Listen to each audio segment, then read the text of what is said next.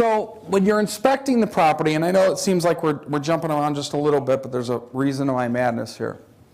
So when you're inspecting the property, create a walkthrough pattern from left to right so that you know that you've covered a certain area of the house. Use a list or a form. For those of you that were in Phoenix for the due diligence, the plats that were in Phoenix for the due diligence of Steve's apartment building, you know that we used a move-in, move-out form there.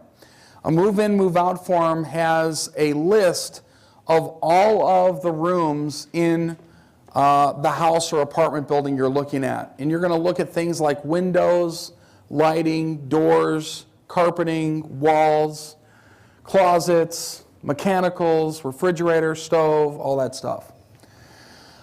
Also bring a seller disclosure with you. And this is what a seller disclosure is. When you go to buy a property here in the States, in all 50 states, they have a form that lists all of these items, all the rooms, all the mechanicals, and it asks if the seller knows of anything wrong with those items. They might say yes, no, or they have no idea. It could be, but they don't have any idea. So you want to bring that form. I would ask you to bring a state form that's already done right. You can get one from a local real estate agent in that market. Use their seller disclosure form, okay? Inspect the following: the house, the owner, the neighborhood, bullet holes or police cars, so to speak, in that marketplace. Check it all out. Make sure that the reason I put those last two items on there is I'm thinking more of the renter that's going in there. When you're looking at if there is issues with that, with crime and things like that, you've got to put yourself in the mindset of the renter. After all, I want to buy this house, I have ownership of it, the loan stays in the seller's name. I'm going to put a renter in there in which the rent is going to cover the expenses and the debt service and give me a cash flow afterwards. If I can't get that maximum cash flow because of the rental market is poor there, or crime or something like that, this is probably a no-go for me.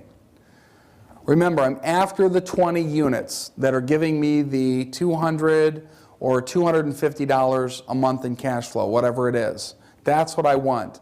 If something is going to deter me from that, like crime in the area, I'm probably not going to be doing this particular deal. Does that make sense?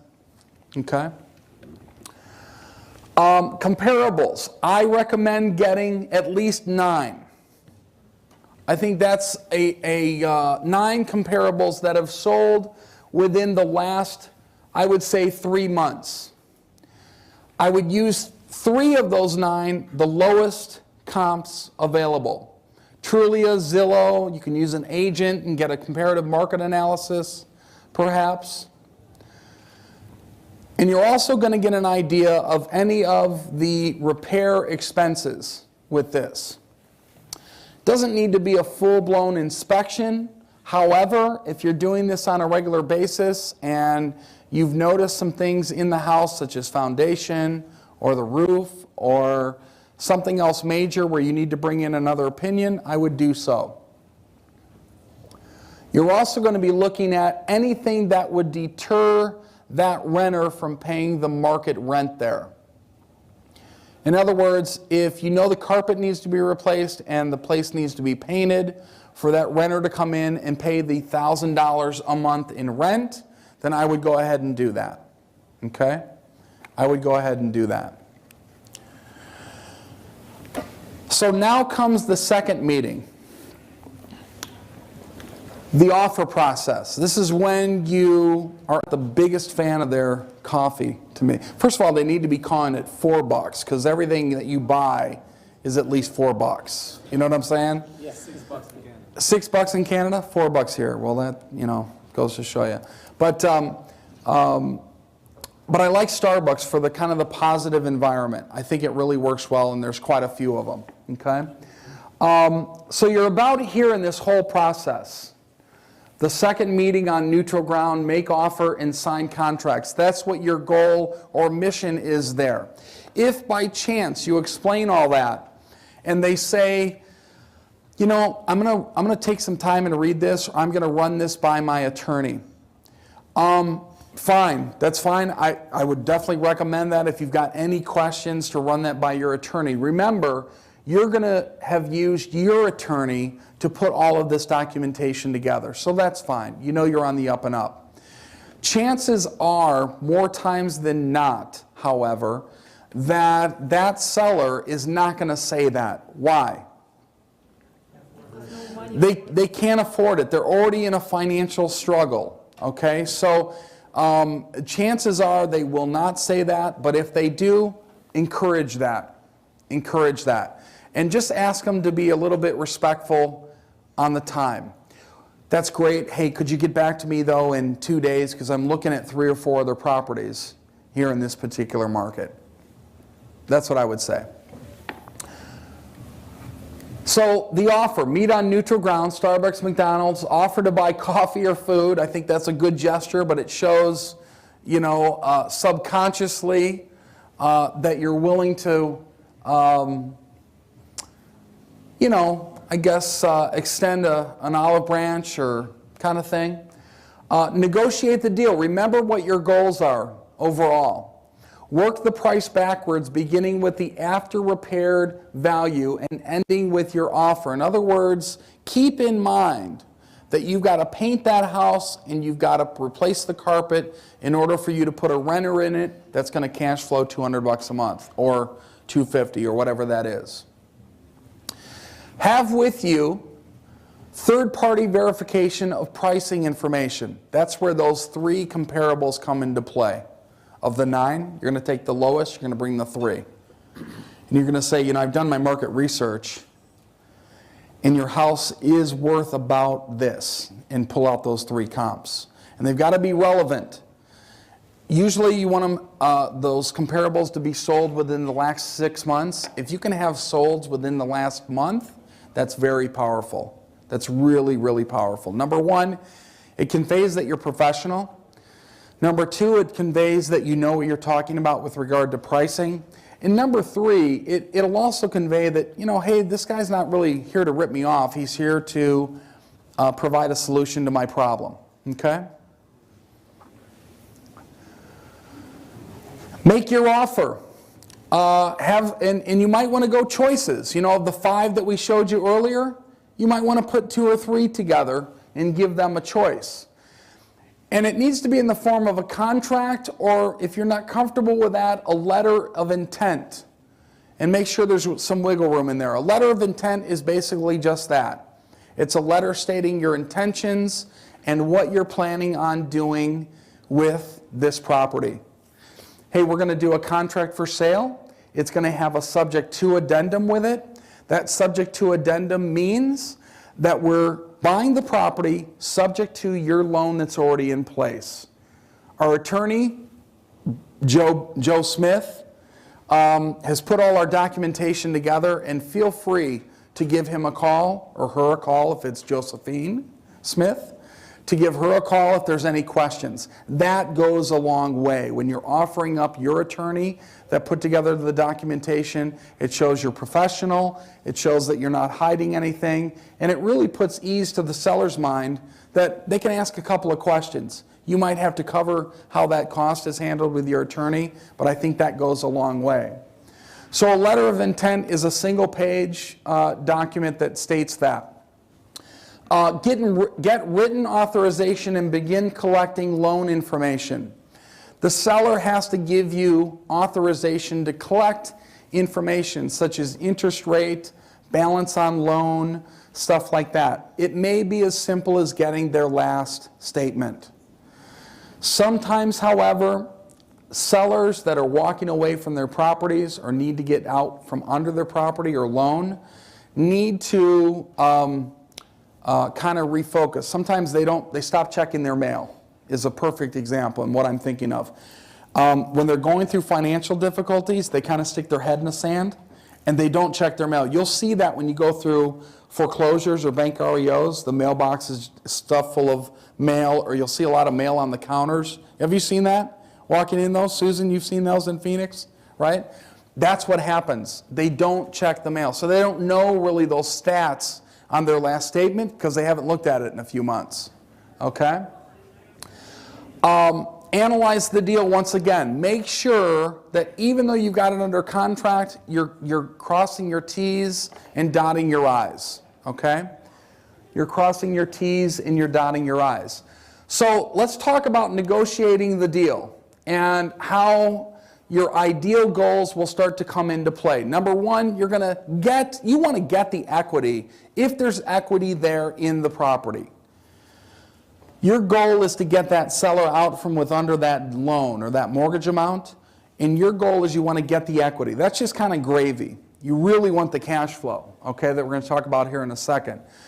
If you can, defer your first payments for a number of months. The only way you can do that is if your seller is current on the loan.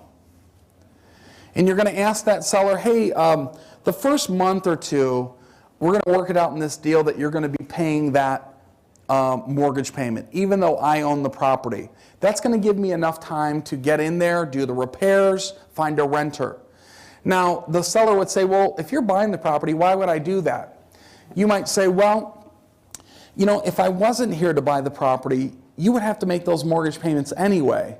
And it just helps me out in the sales transaction that if you can make those, it'll give me time to get a renter in here and get you out from underneath that loan. Try it. If you don't ask, you'll never get. Make sure that the property needs only cosmetic repairs. Again, get a second opinion if it's more major repairs. Remember the second day I talked about the inexpensive repairs and the expensive repairs? If it's any one of those expensive repairs, get a second opinion. Or you think they have an expensive repairs, you get to take the interest deduction. Okay, now talk to your CPA or accountant on this. Even though you are taking over their loan and that loan is in their name, talk to your CPA or accountant on how you're able to take those deductions, because in a sense you're now paying that debt on that property that you own. And make sure the seller likes and trusts you. You want to make sure that you have a rapport with that seller. I think that's real important. Okay? So when you're communicating to that seller, make sure that you're looking in the eyes. Make sure that you're not, you don't want to go like this. Like if Raphael and I were together, you don't want to go, yeah, I'm going to put an offer in on your property. What do you think about that? You could say something. You know what I mean? You want to be very inviting. You don't want to, this is the other thing. You don't want to be like closed and, hey, yeah, I'd like to buy your property, and I'm not going to give you any money at closing, and I want to buy it. You see what I mean? So you want to be at that Starbucks table, or you want to be in their kitchen table, actually, at their kitchen table, by the way. Do not go in the formal living room. I don't want you to sit in the formal dining room. If you can, sit at the table in which they do most of their eating. It's just a social thing. That's where most of their most comfortable and intimate conversations happen. They're already trained to be comfortable there, and they're already trained to be intimate there. Not that kind of intimate. Right? I didn't mean it like that. Hey, I'm looking to buy your house. But I want them to be comfortable. I want them to be in their own environment. I really do. Because you have a problem to solve. And this is a rough transaction, probably a rough time in their life anyway. Put them in their most comfortable environment. Make sense? Okay.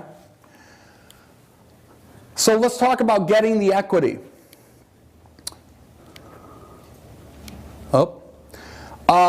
Four things here. Make sure you do the property analysis.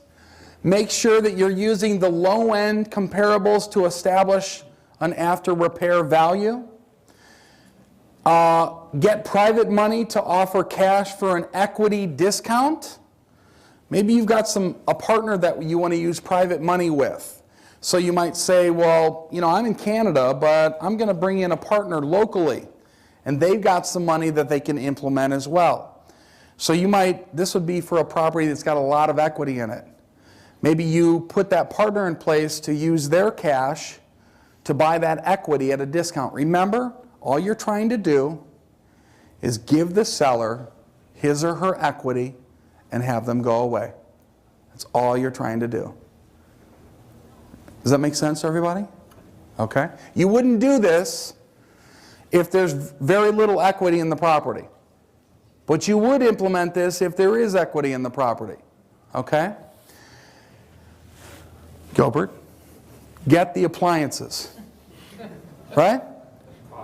Get the appliances, because it's going to cost you if you don't have appliances in there to go buy new ones. Right? So make sure in your sales contract that you are adding a bill of sale for the stove, the washer and dryer, the refrigerator, and spin it like this. And listen, you have a great kitchen here, and I'm really trying to help you with your goals of moving and getting out from underneath this property and the loan. And to make it easier on you, at closing, I'll just take the refrigerator, the stove, the washer and dryer. So you ting. No, just kidding. But spin it like that. I mean, not so blatantly dorky like I just did, but you would like to get those so you don't have to spend money on putting those in the house. And that may work out fine. It may not work out fine. Don't fret on it if the owner says, well, I'll probably sell you the house, but I need that stuff for my next place. Great, no problem. But if you can get those, that's going to save you on some costs. Get the seller talking, negotiate a discount, and figure cost and expenses. So again, begin with that after repair value and subtract.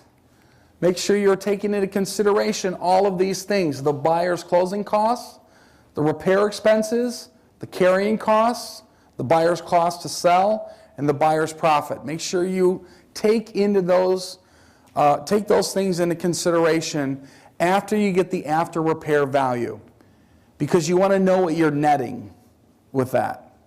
You want to know what you're netting. That may be the very indication of whether this is a deal for you or not. Okay?